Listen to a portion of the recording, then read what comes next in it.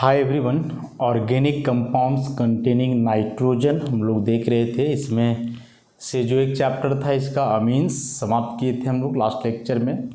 अब इसका अगला चैप्टर जो है डायजोनियम सॉल्ट्स, इसके बारे में हम लोग पढ़ेंगे, स्टार्ट करेंगे।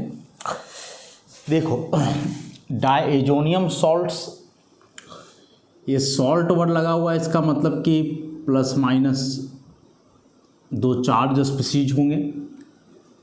डायजोनियम का मतलब क्या है? डाई का मतलब तो जान ही रहे हो, दो। एजो का मतलब होता है नाइट्रोजन।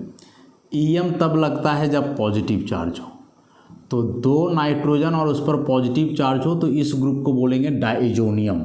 और इसके बगल में कोई नेगेटिवली चार्ज स्पीसीज है तो प्लस माइनस दोनों आ गया तो डायजोनियम सॉल्ट हो गया। अब यह जो डायजोनियम सॉल्ट होता है वह एलिफेटिक और एरोमेटिक दोनों ग्रुप के लिए है। एरोमेटिक के लिए भी है और एलिफेटिक के लिए भी है, दोनों के लिए है। लेकिन जो एरोमेटिक डायजोनियम सॉल्ट्स होते हैं वे बहुत कॉमन हैं, वे बहुत स्टेबल हैं, इसलिए उन्हीं को डिस्कस करते हैं हम लोग। एलिफेटिक डायजोनियम सॉल्ट को कंसिडर नहीं करते हैं। तो एरोमेटिक डायजोनियम सॉल्ट मतलब समझे ना, इस N2 ग्रुप से कोई एरोमेटिक सिस्टम बेंजीन वगैरह रहेगा। एलिफेटिक मतलब यहाँ को अल्काइल ग्रुप वगैरह होता। अब जो यह एरोमेटिक डायजोनियम सॉल्ट्स हैं ये सबसे पहले बनाए गए, यूँ बोलो डिस्कवर किए गए। Aromatic diazonium salt discovered by John Peter Griess in 1858। बहुत पहले 1858 में जो है जॉन पीटर ग्रीस के द्वारा सबसे पहले एरोमेटिक डायजोनियम सॉल्ट बनाया गया था या ऑब्जर्व किया गया था। जनरली बताया, इसको रिप्रेजेंट हम लोग ऐसे करेंगे ArN2 plus X minus. AR यहाँ एराइल सिस्टम को बता रहा है, एरोमेटिक सिस्टम को। X के जगह यहाँ कोई भी नेगेटिव काउंटर आयन हो सकता है, जैसे Cl minus, Br minus, I minus, bisulphate ion, tetrafluoroborate ion, nitrate ion, कुछ भी ऐसे हो सकता है। और N2 को तो बतला ही दिए कि डायजोनियम, उसको हम लोग क्यों बोल रहे हैं। सो अब जैसा नेगेटिव काउंटर आयन रहा उस प्रकार से हम लोग नाम लिखेंगे डायजोनियम सॉल्ट का। एरोमेटिक है तो एरोमेटिक में जो मेनली हम लोग कंसिडर करके चल रहे हैं शुरू से, वह बेंजीन को चल रहे हैं कंसिडर करके, तो सब में बेंजीन ही रहेगा।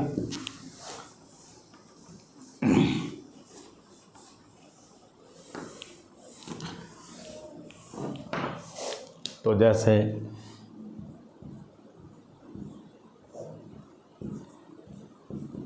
N2 plus Cl minus, benzene सब में है। N2 प्लस रहेगा तो डायजोनियम सब में लगेगा, तो यहाँ के अनुसार नाम चेंज करेगा, क्लोराइड। उसी प्रकार से benzene N2 plus HSO4 minus हो, क्या नाम हो जाएगा? Benzene diazonium bisulphate. वैसे ही बेंजीन डायजोनियम और लगा हुआ रहे BF4 माइनस, तो क्या नाम हो जाएगा? Benzene diazonium tetrafluoroborate. मतलब यहाँ जो नेगेटिव काउंटर आयन होगा उसका नाम केवल लिखना है, बाकी बेंजीन और डायजोनियम तो सब में होना है।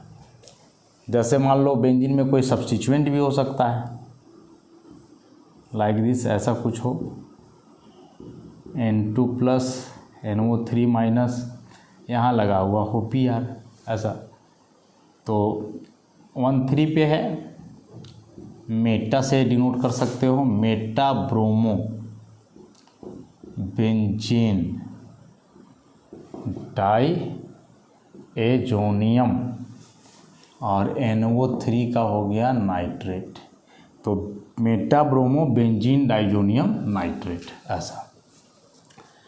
तो बेंजीन डायजोनियम ग्रुप सब में होंगे अब मान लो यहाँ कोई एलिफेटिक सिस्टम आ जाए तो कुछ अलग सा नहीं हो जाएगा बिल्कुल, जैसे CH3N2 + Cl-, तो क्या लिखोगे, methane diazonium chloride, methane diazonium chloride, methyl नहीं मीथेन लेकर के, जैसे इसको फिनाइल नहीं लिख करके हम लोग बेंजीन लिखते आ रहे हैं ना, वैसे मिथाइल ना बोल करके उसको मीथेन हम लोग बोलेंगे, मीथेन डाइजोनियम क्लोराइड। ऐसा तो ये हुआ डाइजोनियम सॉल्ट का नॉमेनक्लेचर। अब डाइजोनियम सॉल्ट का स्ट्रक्चर को लेकर के काफ़ी जद्दोजहद हुआ, मतलब कि अलग अलग स्ट्रक्चर दिए गए डाइजोनियम सॉल्ट को लेकर के। फाइनली जो एक्सेप्टेड स्ट्रक्चर था उसका, जिसको हम लोग बनाते आए, लेकिन क्या क्या स्ट्रक्चर दिए गए थे ज़रा ध्यान से देखना है।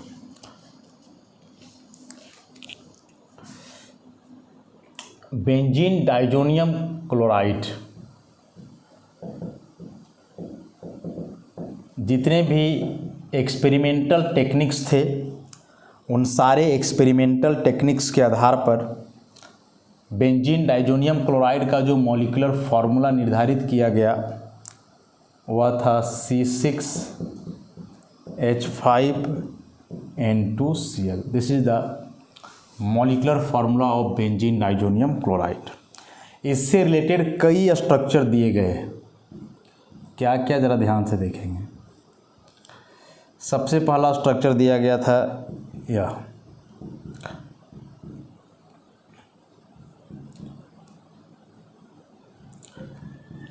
जो ग्रीस के द्वारा दिया गया था, इसको हम लोग ग्रीस स्ट्रक्चर बोलेंगे, यही इसको खोजे थे।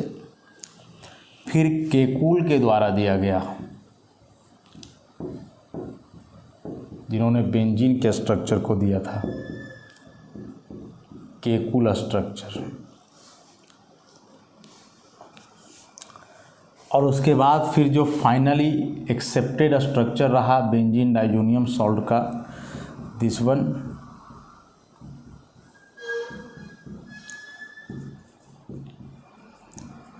Bloom strand structure.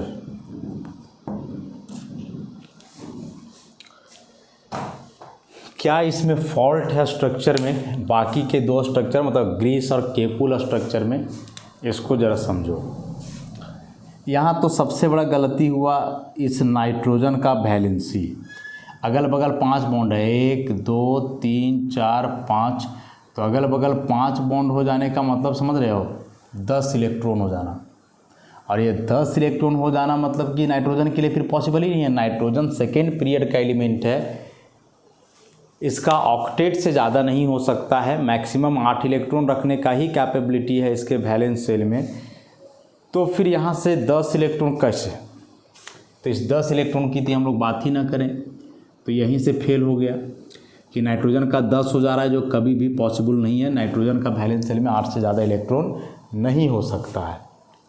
और दूसरा कि आप लिख रहे हो बेंजीन डाइजोनियम सॉल्ट है, तो सॉल्ट में कहीं प्लस माइनस तो दिखना चाहिए, लेकिन कहीं प्लस माइनस नहीं दिख रहा है, मतलब इसके सॉल्ट कैरेक्टर को तो ये एक्सप्लेन ही नहीं कर पा रहा है, सबसे इम्पॉर्टेंट बात।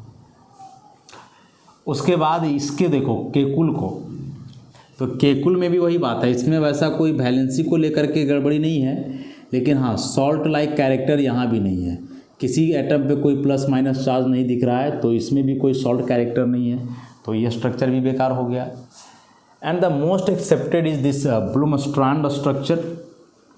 इसमें प्लस माइनस है, सॉल्ट लाइक कैरेक्टर दिख रहा है, तो इन सबों में तो मोस्ट एक्सेप्टेड स्ट्रक्चर यही हुआ, ब्लूमस्ट्रैंड स्ट्रक्चर। फर्दर इस स्ट्रक्चर को सपोर्ट किया गया कई एक्सपेरिमेंटल एविडेंसेस के आधार पे। और कौन कौन से एक्सपेरिमेंटल एविडेंस थे? तो जो बेंजीन डाइजोनियम सॉल्ट होता है वह वाटर में हाईली सॉल्युबल होता है, वाटर में हाईली सॉल्युबल है, हाईली सॉल्युबल इन वाटर। अभी तीनों स्ट्रक्चर को ध्यान से देखोगे तो सबसे ज़्यादा सॉल्युबल वाटर में तुम्हें यही नज़र आएगा, ब्लूमस्ट्रैंड स्ट्रक्चर। क्यों? क्योंकि इसी में प्लस माइनस चार्ज है, सॉल्ट लाइक कैरेक्टर है, और सॉल्ट जो होते हैं बेसिकली वाटर में सॉल्युबल होते हैं, तो इस तरह से जो है या वाटर में क्या है, सॉल्युबल हो जाएगा। बाकी ये दोनों में कहीं सॉल्ट कैरेक्टर नहीं दिख रहा है तो वाटर में घुलेगा नहीं, क्योंकि एरोमेटिक सिस्टम जो है वाटर में सॉल्युबल नहीं होता है। उसके बाद इसका कंप्लीट आयोनाइजेशन हो सकता है। कंप्लीट आयोनाइजेशन, सॉल्ट जो होते हैं वे कंप्लीटली आयोनाइज होते हैं, तो इसका हो सकता है कंप्लीट आयोनाइजेशन। जैसे NaCl का आप लिखते हो ना, वाटर में घोलने के बाद तोड़ते हो Na+Cl-, वैसे इसको भी तोड़ सकते हो। बेंजीन डाइजोनियम इधर से अलग टूटेगा और ये अलग हो जाएगा, आयोनाइजेशन हो जाएगा। उसके बाद एक स्टडी होता है स्पेक्ट्रोस्कोपिक स्टडी, जिसमें IR स्टडी होता है, जो डायरेक्ट फंक्शनल ग्रुप के बारे में बतलाता है। तो यह IR टेक्निक बता रहा है कि इसमें नाइट्रोजन नाइट्रोजन के बीच ट्रिपल बॉन्ड है, और नाइट्रोजन नाइट्रोजन के बीच ट्रिपल बॉन्ड देखो तीनों में से केवल वही है। जब बेंजीन डाइजोनियम क्लोराइड के IR स्पेक्ट्रोस्कोपी को ऑब्जर्व किया गया तो देखा गया कि उसमें नाइट्रोजन नाइट्रोजन के बीच ट्रिपल बॉन्ड होता है, और इन तीनों स्ट्रक्चर में नाइट्रोजन नाइट्रोजन के बीच ट्रिपल बॉन्ड कहीं दिख रहा है तो वह ब्लूमस्ट्रॉन्ड स्ट्रक्चर में दिख रहा है, तो वही स्ट्रक्चर इस हिसाब से सही हो जाएगा। उसके बाद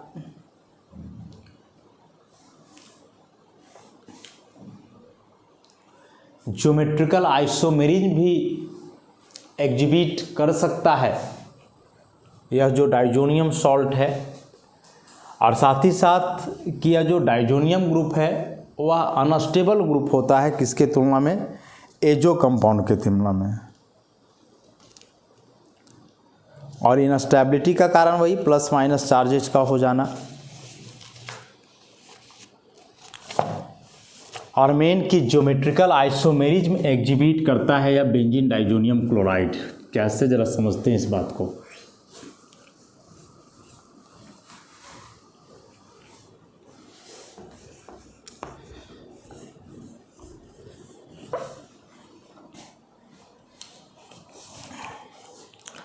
जैसे इस बेंजीन डाइजोनियम क्लोराइड को N ट्रिपल बॉन्ड N, यहाँ प्लस बगल में Cl-,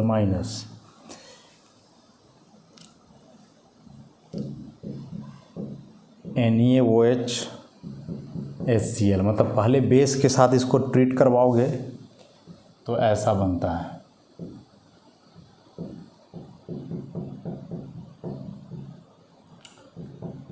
और यहाँ आ जाएगा OH-, Cl- से एक्सचेंज कर गया, एक प्रकार से सब्स्टिट्यूशन हो गया इसका। फिर से इसको एसिड से ट्रीट करवाओगे Cl से, तो H और OH H2O बन जाएगा, Cl यहाँ जुड़ जाएगा, तो वापस यही चीज़ रिवर्सिबल है। बेस से ट्रीट करवाया, सब्स्टिट्यूशन हुआ, Cl हट करके OH आया, वापस एसिड से ट्रीट करवाओगे तो इसका H+ और OH- H2O बन के बाहर, और इस Cl जा करके जुड़ जाएगा, तो वापस यही चीज़ बन जाएगा। अगेन फिर से वही एसिड बेस का ट्रीटमेंट हम लोग करवाते रहें, NaOH इधर HCl, तो फाइनली बनता है यह चीज़ ऐसे। यह इलेक्ट्रॉन शिफ्ट करेगा यहाँ, तो ये अपना इलेक्ट्रॉन देगा इसको, तो जाएगा N डबल बॉन्ड N, और यहाँ पूरी तरह से जुड़ जाएगा कौन, OH। फाइनली फिर से एसिड बेस NaOH HCl, तो इस बार कुछ ऐसा हो जाएगा, N double bond N O- Na+। मैंने इस बार यह जो OH ग्रुप का हाइड्रोजन है बन गया एसिडिक, तो ये बेस से ट्रीट करके ऐसे सॉल्ट बना लेगा। दिस इज सोडियम बेंजीन डाइएज़ोएट, और इसके लिए आप ज्योमेट्रिकल आइसोमेरिज्म आप दिखा सकते हो इस कंपाउंड के लिए। कैसे, देखो, तो नाइट्रोजन में दोनों जगह लोन पेयर है।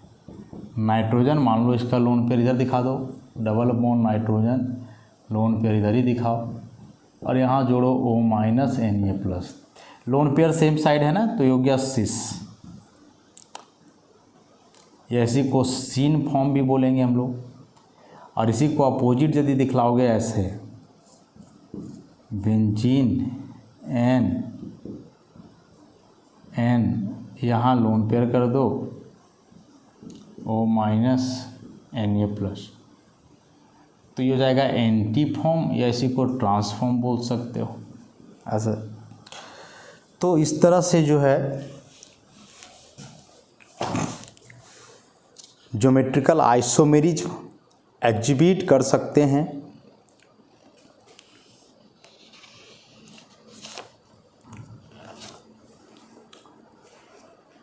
डाइजोनियम सॉल्ट, क्या प्रोसेस हम लोग देखें कि जो बेंजीन डाइजोनियम क्लोराइड है, फर्स्ट ऑफ ऑल या NaOH के साथ ट्रीट करवाया जाए इसको बेस के साथ, तो सिंपल सा सब्स्टिट्यूशन रिएक्शन होकर के Cl हटेगा, उसके जगह पे OH जाएगा। अगेन उसको बेस से ट्रीट करवाया जाए तो कुछ ऐसा रिएक्शन होगा, positively charge nitrogen pi electron को विड्रॉ करेगा, इसके पास इलेक्ट्रॉन डिफिशियंसी आएगा तो फिर अपना इलेक्ट्रॉन दे करके उसके साथ जुड़ेगा, और जब OH जुड़ गया इसके साथ तो अब यह हाइड्रोजन हो गया एसिडिक। फिर उस एसिडिक हाइड्रोजन में जो है अगेन बेस से ट्रीट करवाओगे तो सॉल्ट बन जाएगा। अब यह जो सोडियम बेंजीन डाइजोएट है, इसका हम लोग बनाए हैं ज्योमेट्रिकल आइसोमर। हम लोग पढ़े हैं कि ज्योमेट्रिकल आइसोमरिज्म उसी में होता है जिसमें डबल बॉन्ड हो या फिर कोई साइक्लिक सिस्टम हो, साइक्लोअल्केन टाइप का, तब। अब यह डबल बॉन्ड है तो बताया कि दोनों नाइट्रोजन पे लोन पेयर है, तो लोन पेयर को लेकर के चलो कि यदि दोनों का लोन पेयर सेम साइड है तो सिस या सीन, दोनों लोन पेयर ऐसे अपोजिट साइड है तो एंटी, या फिर इसको क्या बोलेंगे, ट्रांस बोलेंगे, ऐसा। अब कि यह जो बेंजीन डाइजोनियम सॉल्ट है यह अस्टेबल है किसके तुलना में, कोई भी एलिफेटिक डाइजोनियम सॉल्ट, माने मीथेन डाइजोनियम सॉल्ट और बेंजीन डाइजोनियम सॉल्ट में कंपेयर करो तो बेंजीन डाइजोनियम सॉल्ट बहुत ज़्यादा स्टेबल है। क्या वजह है? जैसे एक हम ले लें इसको, ठीक, और एक हम ले लें इसे,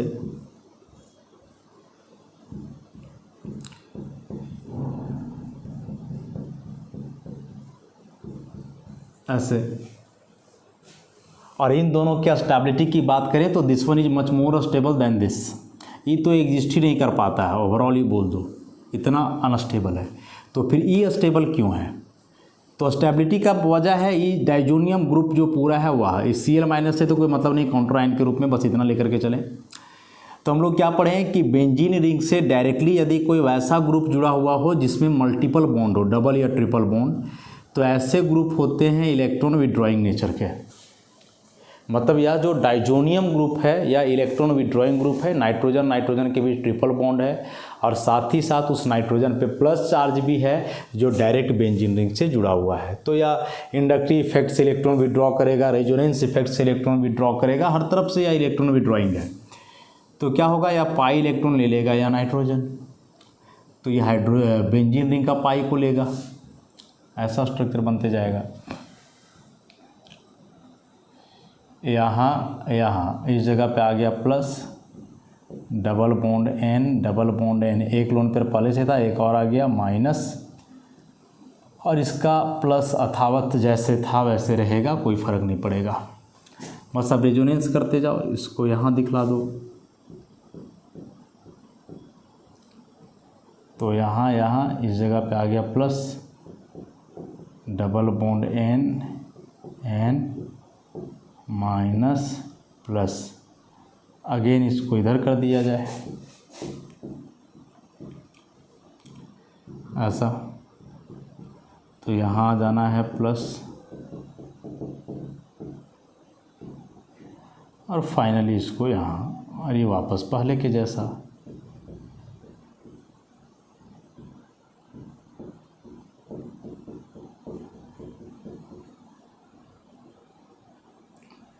प्लस इसका रहेगा वैसे। तो ये जो रेजोनेंस बनाए गए, इन सारे रेजोनेंस से जो बातें सामने आ रही हैं वह कि बेंजीन का कार्बन और डाइजोनियम का नाइट्रोजन, बेंजीन का कार्बन और डाइजोनियम का नाइट्रोजन के बीच डबल बॉन्ड आ रहा है। देखो, double bond double bond double bond double bond, और ये डबल बॉन्ड के चलते क्या होगा कि यह नाइट्रोजन आसानी से जुड़ा हुआ रहेगा बेंजीन रिंग की तरफ। लेकिन वही इसमें बात करोगे तो नाइट्रोजन पे है पूरा प्लस, तुरंत से जो है या इलेक्ट्रॉन ले लेगा यहाँ से, और ये बन जाएगा मिथाइल कार्बोकेटायन, और यहाँ से N2 का एलिमिनेशन। और N2 चूँकि एक स्टेबल मॉलिक्यूल है, हमेशा चाहेगा कि एलिमिनेट हो। N2 is a very very stable molecule, तो जहाँ भी मौका मिलेगा ये हटना चाहेगा ही। यहाँ से भी हटना चाहेगा लेकिन नहीं हट पाएगा, क्योंकि हम लोग देख रहे हैं डबल बॉन्ड है, तो डबल बॉन्ड उतना आसानी से तो ब्रेक करता नहीं है, नहीं टूटता है। तो यहाँ से यह ग्रुप N2 के रूप में बाहर होना चाहे तो इसके लिए काफ़ी रेयर है, लेकिन इस जगह से आसानी से हो जाएगा क्योंकि यहाँ डबल बॉन्ड नहीं आता है, रेजोनेंस नहीं है, तो N2 मॉलिक्यूल का एलिमिनेशन बखूबी आराम से जो है हो सकता है वहाँ से। समझ गए? तो यह वजह था कि क्यों एरोमेटिक डाइजोनियम सॉल्ट बहुत स्टेबल है किसके तुलना में, एलिफेटिक के तुलना में।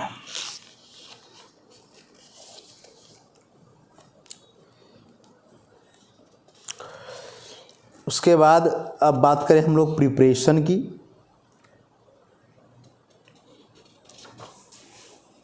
बेंजीन डाइजोनियम सॉल्ट के प्रिपरेशन की यदि बात करें तो एकमात्र रिएक्शन है डाइएजोटाइजेशन रिएक्शन, प्रिपरेशन ऑफ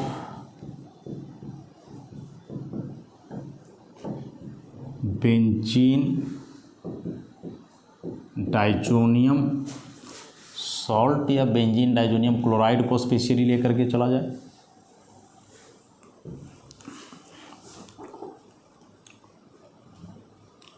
तो इसमें से जो रिएक्शन है एकमात्र वह है डाइएजोटाइजेशन रिएक्शन, और very very important.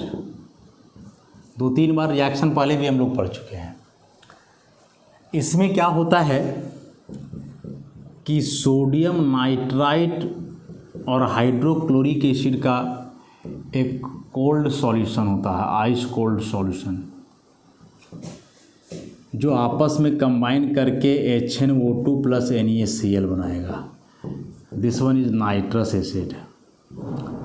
Nitrous acid के बारे में पहले भी जिक्र किए हैं कि नाइट्रस एसिड एक अनस्टेबल कंपाउंड है जो पहले से बन करके नहीं रखा रहता है लैब में, बना हुआ रहेगा तो एटमॉस्फेरिक ऑक्सीजन से भी कंबाइन करके नाइट्रिक एसिड में कन्वर्ट हो सकता है, HNO3 में। कोई बड़ा बात नहीं है इसके लिए, इसलिए पहले से बना हुआ नहीं है। बना करके रखेगा भी लोग तो पता चलेगा कुछ दिन में नाइट्रिक एसिड बन चुका है, तो फिर वहाँ दिक्कत हो जाना है। इसलिए इसको तुरंत बनाया जाता है जब ज़रूरत पड़ता है। कैसे? तो सोडियम नाइट्राइट और HCl का ट्रीटमेंट से। नाइट्रस एसिड का स्ट्रक्चर ऐसा है, नाइट्रोजन पे लोन पेयर, ऑक्सीजन पे ऐसा। अब क्या होता है कि जो बेंजीन है, बेंजीन कहने का मतलब कि यह एरोमेटिक प्राइमरी एमीन के रूप में रहेगा। एरोमेटिक प्राइमरी एमीन मतलब ये एनिलीन हो गया ऐसा। तो यह एनिलीन जो है डिजॉल्व रहता है पहले से कोई मिनरल एसिड में, हाइड्रोक्लोरिक एसिड में घुला हुआ रह सकता है, सल्फ्यूरिक एसिड में घुला हुआ रह सकता है, कोई भी मिनरल एसिड में पहले से, HCl। और इसका भी सॉल्यूशन जो है काफ़ी कोल्ड सॉल्यूशन होता है। हमने टेम्परेचर बहुत ज़्यादा नहीं, cold solution, ice cold solution मैंने टेम्परेचर 0 से 5 डिग्री सेल्सियस के बीच में जनरली होता है। तो यहाँ तुम यदि लोगे एनिलीन और इसको, तब तो एसिड बेस का रिएक्शन हो जाएगा। एनिलीन में नाइट्रोजन पर लोन पेयर है, H+ है, तो अपने लोन पेयर से H+ को ले लेगा और बदल जाएगा एनिलीनियम में ऐसा, NH3+Cl- में एनिलीनियम क्लोराइड।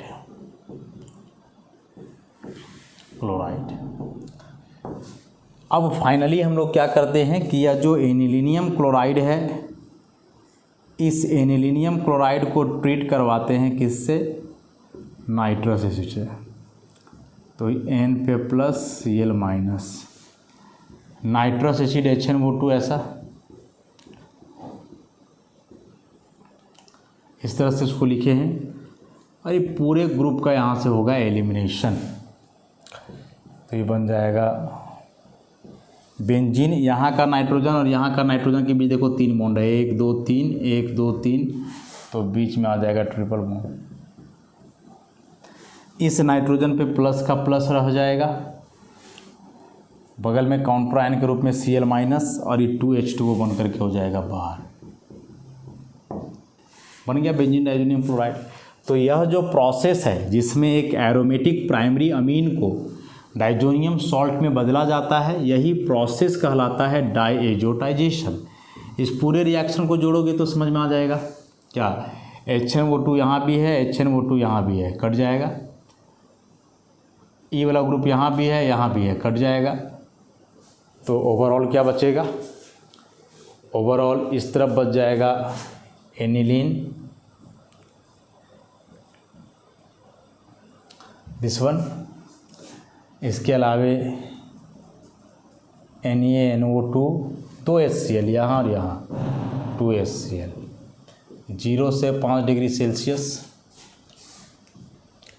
इधर क्या है, तो इधर है N2 प्लस Cl माइनस, ये तो कट ही गया था, ये बचा NaCl और साथ ही साथ 2H2O। टेम्परेचर इतना कम रखने के पीछे वजह है कि यह जो डाइजोनियम सॉल्ट है यह बहुत स्टेबल चीज़ नहीं है, और उसका रीज़न है कि N2 बताया ना कि N2 हमेशा इस चक्कर में रहेगा कि यहाँ से एलिमिनेट हो जाए, क्योंकि एलिमिनेट होने के बाद वह एक स्टेबल मॉलिक्यूल के रूप में बदलेगा, नाइट्रोजन मॉलिक्यूल जो कि एक बहुत ही स्टेबल मॉलिक्यूल होता है। तो हमेशा यह चाहेगा कि कोई ना कोई तरह से यहाँ से एलिमिनेट हो जाए। तो हमेशा चाहेगा मतलब कि यदि तुम थोड़ा बहुत एनर्जी देते हो, हाई टेम्परेचर देते हो, तो ये डिकम्पोज कर जाएगा, बड़ा आसानी से टूट जाएगा और N2 बन करके बाहर। इसलिए टेम्परेचर इतना कम रखते हैं ताकि बॉन्ड यहाँ से टूटे नहीं और यह डाइजोनियम ग्रुप वहाँ N2 के रूप में बाहर ना हो जाए। इसलिए टेम्परेचर को काफ़ी कम करके रखा जाता है, टेम्परेचर को काफ़ी मेंटेन करके रखा जाता है।